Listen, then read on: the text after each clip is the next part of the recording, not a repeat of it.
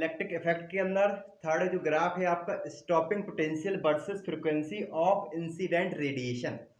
तो हमारे पास इस तरफ लिया हमने स्टॉपिंग पोटेंशियल, इस तरफ लिया है मेटल ए और मेटल बी लिया है आपका, ठीक, इन दोनों को लिया है। अब जब मेटल ए से इलेक्ट्रॉन्स इजेक्ट करेगा, कंडीशन क्या है, मान लिए इसकी खुद की थ्रेशोल्ड फ्रीक्वेंसी कितनी मान लिए, म्यू नॉट मान लिया, कितना है आपका, म्यू नॉट आपका, ठीक, इसकी कितनी मान ली, म्यू नॉट डैश।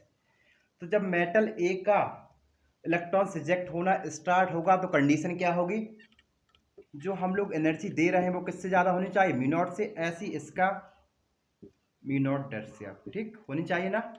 तो सबसे ज़्यादा थ्रेशोल्ड फ्रीक्वेंसी किसके पास आएगी, क्वेश्चन ये आता है, नॉर्मल सी बात है, इसके पास है आपका थ्रेशोल्ड फ्रीक्वेंसी, बी के पास आपका, कोई दिक्कत नहीं होगी। ये आपका सीबीएसई क्वेश्चन आस्क करता रहा है, आपका यही ग्राफ बन के आता रहा है 16-17 के पेपर्स में, आप उठा के देखेंगे तो मेटल ए मेटल बी, तो पूछता सबसे ज़्यादा थ्रेशोल्ड फ्रीक्वेंसी किसके पास है आपका, तो बता देना है आपका क्यों, क्योंकि आपका ये फ्रीक्वेंसी आपका इसमें ज़्यादा एनर्जी लग रही है, ज़्यादा फ्रीक्वेंसी लग रहा है टू इजेक्ट द इलेक्ट्रॉन्स। तो ये ग्राफ बना लो पहले आप।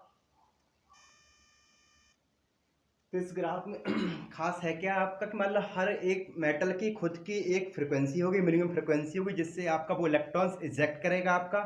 अगर इससे फ्रीक्वेंसी कम आ रही है, मतलब कट ऑफ फ्रीक्वेंसी भी कहलाती है, कौन सी फ्रीक्वेंसी कहलाती है, थ्रेशोल्ड फ्रीक्वेंसी या cut off frequency.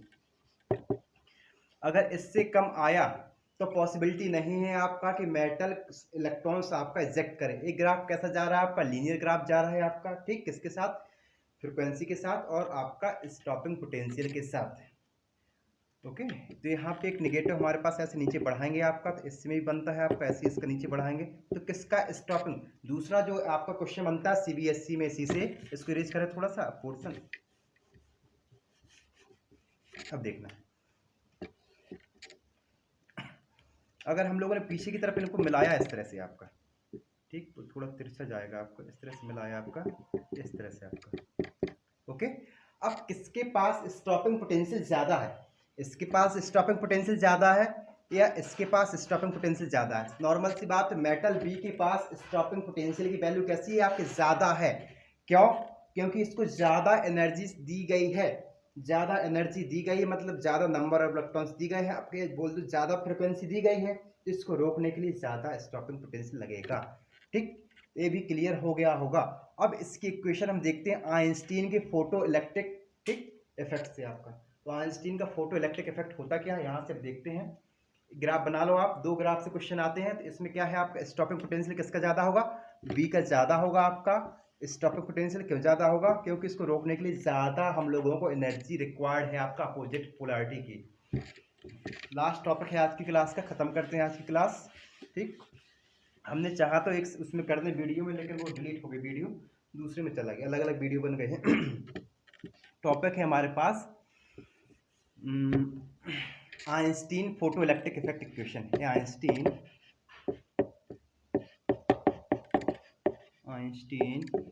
Photo electric equation. Einstein की फोटो इलेक्ट्रिक इक्वेशन क्या थी आपकी, ठीक। फोटो मीन्स क्या है आपका, फोटोन मतलब लाइट का, जब फोटोन आपका किसी मेटल सरफेस से टकराएगा तो उससे क्या बनेगा आपका, एक करंट बनेगा आपका। जो करंट आपका फोटोन के इजेक्ट होने से बना, उसको बोला गया फोटो इलेक्ट्रिक करंट्स आपका। यहाँ तक क्लियर हो गया होगा आपका। तो आइंस्टीन का फोटो इलेक्ट्रिक करंट मैंने एक सिंपल सा ये बताया है, हर एक मेटल की मिनिमम थ्रेशोल्ड फ्रीक्वेंसी होगी, पक्का होगी, उसको इन लोगों ने बोला है आपका न्यू नॉट। किससे नाम दिया है, न्यू नॉट, ठीक। अब इनने बताया प्लांक्स थ्योरी से, तो आपका हमने मान लिया एच न्यू नॉट, कोई दिक्कत नहीं होगी आपका, ठीक। जो मिनिमम हमने इसको एनर्जी दी गई है आपकी, वो कितनी दी है आपका, न्यू मान लिया, कितना माना है आपका, न्यू, या एच न्यू मान लो, एच न्यू एनर्जी होती ना, इक्वल टू एच न्यू, या एस सी बाई लैम्डा, यहाँ किनारे करते हैं, अभी आएगा आगे, इक्वल टू एच न्यू होता है, न्यू की वैल्यू होती है सी बाई लैम्डा। तो हम लोगों ने जो टोटल एनर्जी प्रोवाइड कराई है वो कितनी है आपका, एच न्यू। जो मेटल एनर्जी खा गया है, ईट अप कर गया, वो है एच न्यू नॉट। जितनी एनर्जी बची ये हमने दी है, एनर्जी हमने दी है, ये वाली एनर्जी कहाँ है, ये हमने दी है। ये वाली एनर्जी कौन सी है आपकी, मेटल खा गया है, अब बची कितनी एनर्जी, जितनी एनर्जी बचेगी उतने ही से तो डांस करेगा ये। बची कितनी इसके पास, के मतलब मोशन करना, ठीक, के है आपका के मैक्स इक्वल टू कितना निकला आपका H nu minus H nu not, और के मैक्स की वैल्यू हमने कितना बताया था, ई बी नॉट होगा आपका मैक्सिमम, ठीक, कितना होगा के मैक्स आपका ई बी नॉट आपका, तो यहाँ पे लिखेंगे हम लोग E B not equal to कितना H nu minus H nu not, कोई दिक्कत नहीं होगा यहाँ तक। अब हम लोग जिसके टर्म में बनाना उसके टर्म में बना रहे हैं, तो बी नॉट को हम निकालें, इससे कितना आएगा, B not equal to H nu minus H nu naught upon कितना आया हमारे पास, ई आया आपका, ठीक।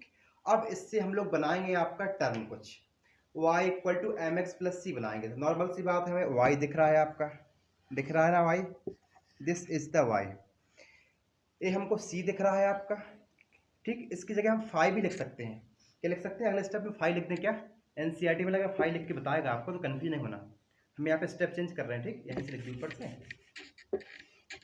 तो कितना आया हमारे पास, B not equal to H nu upon E minus five by E, कोई दिक्कत नहीं होगी आपका, तो y इक्वल टू कितना बनेगा, एम एक्स प्लस सी बनेगा, दिस इज द y, ठीक, कोई दिक्कत नहीं होगा आपका। अब इसमें बनाना है, दिस इज द c आपका, होगा c, क्योंकि आपका फाइव बाई ई बना है, this is the constant portion, तो c हो गया हमारा,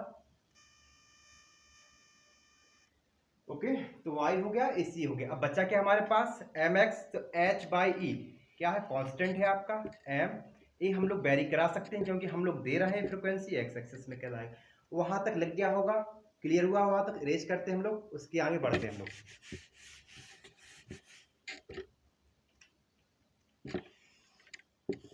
गौर से देखना आपका, ठीक, y equal to M X plus C आपका, this is the stopping potential, B not लिख के दे रहे हैं यहाँ पे, ठीक।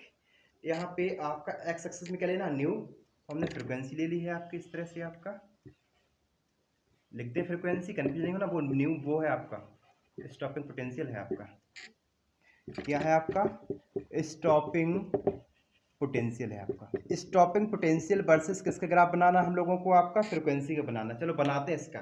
अब यहाँ पे जो सी आया वो कैसा है, नेगेटिव, मतलब कट ऑफ कैसा जाएगा, नेगेटिव, आपका स्ट्रेट ग्राफ बन रहा था अभी तक, ऐसा बनाया था जस्ट पीछे, अब इस ग्राफ को पीछे कट ऑफ ले जाएंगे आपका, तो कुछ इस तरह से बनेगा इस तरह से ग्राफ आपका, ठीक। पूरा एक्स एक्सिस क्या बता रहा, न्यू, तो देखो न्यू बता दिया है, ये एम क्या है आपका, एच बाई ई एम कहलाएगा आपका, ये आइंस्टीन का फोटो इलेक्ट्रिक इफेक्ट बता रहे हैं आपका, एच बाई ई हो गया आपका। अब बचा यहाँ पे फाइव बाई ई, यहाँ से यहाँ तक जो वैल्यू होती है आपकी वो कहलाती है आपकी स्टॉपिंग पोटेंशियल की कांस्टेंट है, कितना, वो फाइव बाई ई है आपका, this is the stopping potential हो गया, जीरो है आपका। तो आपको यहाँ तक क्लियर हो जाना चाहिए कि आइंस्टीन का फोटो इलेक्ट्रिक इफेक्ट की इक्वेशन जो बनी है आपकी, फोटो इलेक्ट्रिक इक्वेशन बनी वो कितना है आपका, B not equal to H nu E by E minus five by E, तो फाइव बाई ई कैसा कांस्टेंट है, तो पीछे चला गया आपका, ए बना दिया है आपका, और एच बाई ई की वैल्यू हमारे पास कितनी बनी है आपकी, एच बाई ई क्या है, एम है आपके पास, वो आपका, ठीक। ये था आपका आइंस्टीन फोटो इलेक्ट्रिक इक्वेशन जो दिया गया था 1905 के अराउंड दिया गया था। ये हम लोग बात कर रहे हैं अभी हाल क्वांटम मैकेनिक्स से, क्वांटम थ्योरी देख रहे हैं। जब क्लासिकल थ्योरी देखेंगे तो क्लासिकल थ्योरी कितनी चीज़ों को, ऑब्जर्वेशंस को मानता है कि नहीं मानता है, उसके आगे हम लोग कुछ हाइपोथेसिस आएगा आपका, डी ब्रॉगली का हो गया, पार्टिकल नेचर पढ़ेंगे आपका, ठीक, ये सब पढ़ना है। तो आज की क्लास यहीं तक रहने देते हैं, ओके, यहाँ तक आप नोट कर लो।